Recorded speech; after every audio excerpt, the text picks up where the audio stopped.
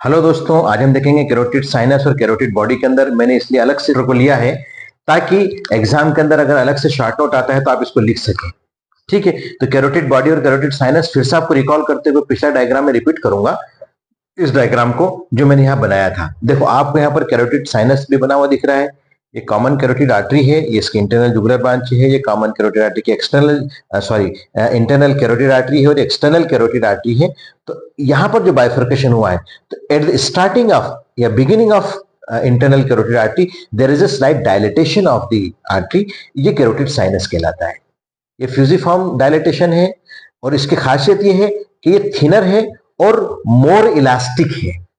Is it clear? Carotid sinus thinner है। इसकी जो वॉल है, ट्यूनिका इंटीमा, ट्यूनिका वेजाना, अगर आपने पढ़ी हो आर्टरीज की वॉल से है, तो ये थिनर होती है, यहाँ पर थिन होती है, लेकिन इलास्टिसिटी बहुत ज्यादा होती है इसकी। इसकी अदर आर्टरी से यहाँ पर थोड़ा सा डिफरेंस है यहाँ पर। ठीक है, और यहाँ पर बाइफर्केशन के बाद कैरोटिड आर्टरी का बाइफर्केशन और कॉमन कैरोटिड का, तो एक्सटर्नल कैरोटिड आर्टरी के पहले यहाँ पर एक रेडिश ब्राउन कलर का एक हमको स्लाइट एलिवेशन दिखता है, एक बॉडी दिखती है जिसको हम कैरोटिड बॉडी कहते हैं। तो डायग्रामेटिकली आपको यहाँ पर इतना याद रखना है। अगर एग्जाम के अंदर आप चाहे तो इतना पूरा बनाने की बजाय आप सिर्फ कॉमन कैरोटिड आर्टरी बनाना, उसके दो बाइफर्केशन बनाना। ये ब्रांचेस बनाने की जरूरत नहीं है, वेन नर्व बनाने की जरूरत नहीं और वेन बनाने की जरूरत नहीं, सिर्फ इतना आपने बना देना है इसको। Is it clear?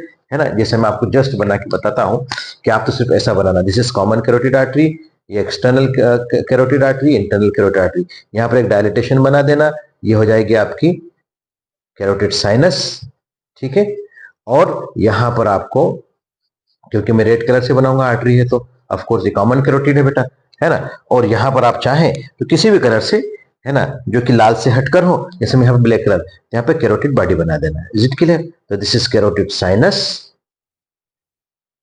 And this one is carotid body. Is it clear? ये इंटरनल कैरोटिड आर्टरी है, ये एक्सटर्नल कैरोटिड आर्टरी है, और ये कॉमन कैरोटिड आर्टरी है। Common carotid artery, not crystal clear anatomy. Crystal clear anatomy मेरे channel का नाम है, जो कि शॉर्ट फॉर्म के अंदर मैंने भी लिख रखा है CCA। Is it clear? तो प्लीज मेरे चैनल को जरूर सब्सक्राइब करें और अपने दोस्तों के साथ शेयर करें और मुझसे बने रहें, कमेंट करें, मेरे वीडियोस को लाइक करें, ताकि मुझे मेरी हौसला अफजाई हो, मैं आपको अच्छे से अच्छे इजी लैंग्वेज के अंदर और भी सरल भाषा के अंदर आपको समझ में आए ऐसे एनाटॉमी के लेक्चर देते रहूं, वीडियोस अपलोड करते रहूं। Is it clear? तो CCA it is common carotid artery, है ना, और हमारे चैनल का नाम भी है क्रिस्टल क्लियर एनाटॉमी।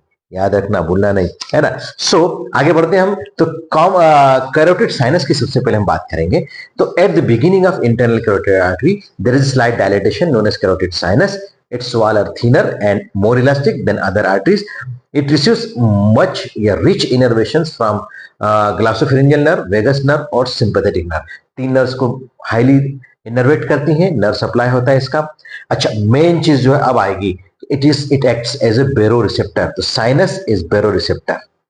ठीक है, सो B is not B। एक ऐसा मैंने कहीं पढ़ा था कि जो कैरोटिड बॉडी है, तो कैरोटिड बॉडी के बॉडी से लिया B इज नॉट B, मतलब बेरोरिसेप्टर नहीं है। अगर ऐसे याद है, कंफ्यूज हो जाए भाई कैरोटिड साइनस बेरोरिसेप्टर है कि कैरोटिड बॉडी बेरोरिसेप्टर है, तो हमेशा याद रखना B इज नॉट B, मतलब कैरोटिड बॉडी बेरोरिसेप्टर नहीं है, ये कीमोरिसेप्टर है।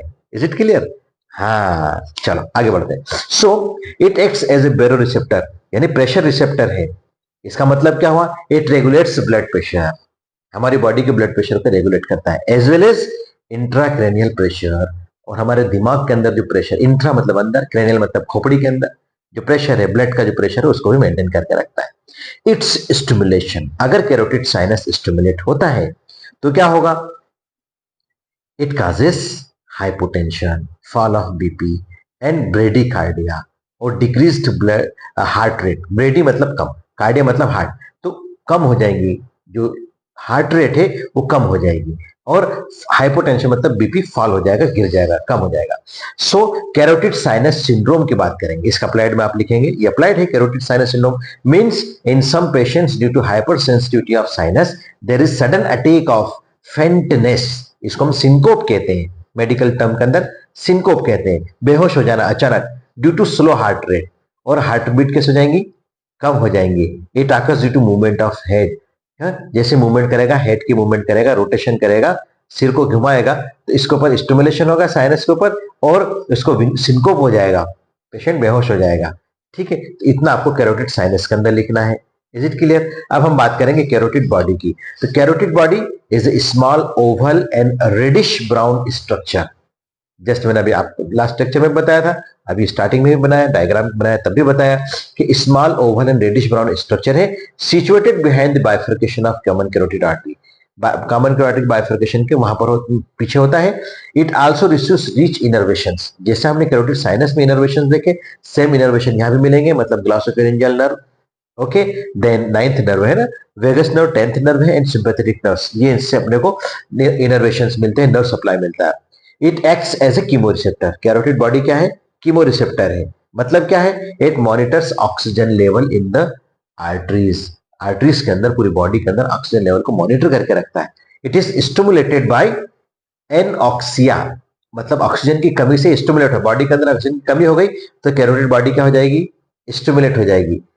मतलब क्या हुआ कि ऑक्सीजन, कार्बन डाइऑक्साइड और पीएच कंटेंट ऑफ ब्लड अगर चेंज होता है तो इसको स्टिमुलेट कर देगा। Is it clear? It produces hypertension. क्या करेगा? जिससे एनॉक्सिया हुआ तो ब्लड प्रेशर को इंक्रीज करेगा, टेकिकार्डिया, हार्टबीट बढ़ जाएगी, एंड टेकिपनिया। देखो सब टर्म्स याद होना चाहिए। हाइपरटेंशन मतलब इंक्रीज ब्लड प्रेशर, टेकिकार्डिया मतलब increase heart rate, and tachypnoea है ना, मतलब इंक्रीज रेस्पिरेटरी रेट, रेस्पिरेशन बढ़ जाएगा इसका। कैरोटिड बॉडी ट्यूमर, इसका अप्लाइड में लिखेंगे सीबीटी, कैरोटिड बॉडी ट्यूमर। इसी को हम पोटैटो ट्यूमर भी कहते हैं। क्यों? क्योंकि it looks like a potato. जब ये लार्ज हो जाती है कैरोटिड बॉडी, इसके अंदर जब ट्यूमर होता है, इसको हम पेरागैंग्लियोमा भी कहते हैं बेटा। It is commonest paraganglioma in head and neck region. ठीक है, but it is rare. I think 3 lakh के अंदर एक पेशेंट में मिलता है, 3 लाख में से एक पेशेंट के अंदर, मतलब बहुत रेयर कंडीशन है, बट होता है तो होता है। हमको तो याद रखना है कि ऐसा भी हो सकता है ना। सो कैरोटिड बॉडी ट्यूमर या पोटैटो ट्यूमर या पेरागैंग्लियोमा रेयर ट्यूमर है, विच इज बिनाइन। अच्छा, कैंसरस नहीं होता है, बिनाइन होता है, एंड हाईली वस्कुलर। क्यों क्यों हाईली वस्कुलर? क्योंकि मेन सप्लाई के वही तो पैदा हुआ है, ये कैरोटिड बॉडी का भी पैदा हुआ है ना।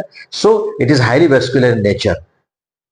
कॉजेस क्या क्या होगा अगर ये हो गया तो? देख लो आसपास स्ट्रक्चर क्या क्या है। डिस्फेजिया, इसोफेगस पास में है तो डिस्फेजिया होगा, डिफिकल्टी इन डिग्लूटिशन, स्वेलोइंग के अंदर इसको तकलीफ होगी, डिस्फेजिया होगा। हॉर्सनेस ऑफ वॉइस, क्योंकि लेरिंग्स भी पास में है और लेरिंजियल नर्व भी पास में है, तो आवाज के अंदर खराशपन आ जाएगा, hoarseness of voice. Then hypertension, blood pressure बढ़ेगा, और पाल्पिटेशन मतलब धड़कने उसको सुनाई देगी, सुनाई देती है दिल की धड़कन, तुम्हारा दिल या हमारा दिल है, तो पाल्पिटेशन होगा, मतलब धक धक धक धक। जब भी हार्ट, हमारा हार्ट धड़क रहा है हमको पता है, लेकिन हमको कुछ सुनाई देता है या हमको महसूस होता है? नहीं। लेकिन जब धड़कने महसूस होने लगे, सुनाई देने लगे, तो उसको हम पाल्पिटेशन कहते हैं। Is it clear? So palpitation भी होगा। तो it is all about the carotid body and carotid sinus. I hope you enjoy it. मुझे उम्मीद है कि आपने इसको एंजॉय किया होगा, समझ में आया होगा। प्लीज मेरे चैनल क्रिस्टल क्लियर एनाटॉमी को आप सब्सक्राइब कीजिए, अपने दोस्तों के साथ शेयर कीजिए। Thank you very much.